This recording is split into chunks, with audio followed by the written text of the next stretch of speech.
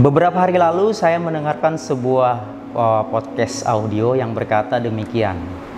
Untuk melihat kedewasaan psikologi seseorang, maka lihat pada saat ia mengalami banyak keterpurukan dan penindasan.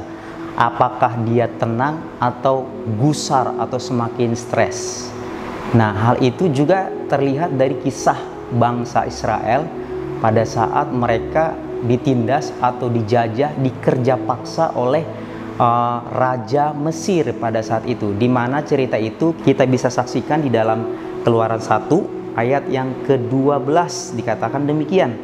Tetapi makin ditindas, makin bertambah banyak dan berkembang mereka, sehingga orang merasa takut kepada orang Israel itu. Jadi bangsa yang menindas mereka adalah Mesir, di mana pada saat itu pergantian raja. Raja sebelumnya adalah raja yang seangkatan dengan Yusuf. Nah, namun pada kisah ini Yusuf dan seangkatannya, termasuk Raja Mesir pada saat itu, sudah meninggal. Jadi ada generasi baru yang tidak mengenal Yusuf dan perangkatannya. Nah, akhirnya karena mereka merasa takut akan dominasi daripada bangsa Israel, sehingga mereka membuatkan kota-kota kecil dan dibangun oleh tenaga paksa dari bangsa Israel ini.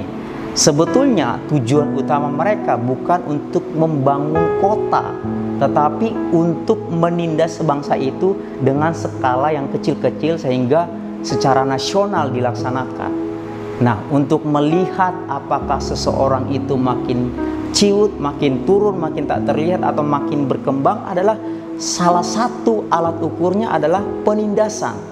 Nah, pelajaran yang kita mau ambil dari cerita ini adalah kehidupan kita sehari-hari.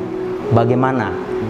Tentu saja kita mengalami banyak hal dalam kehidupan kita, tetapi percayalah, seterpuruk apapun kondisi kita hari ini, itu tidak pernah memudarkan atau tidak pernah menjauhkan tangan Tuhan. Apakah semakin tak terjangkau, atau sebaliknya kita melihat justru di dalam kesukaran kita, kita melihat tangan Tuhan selalu bekerja atas kehidupan kita.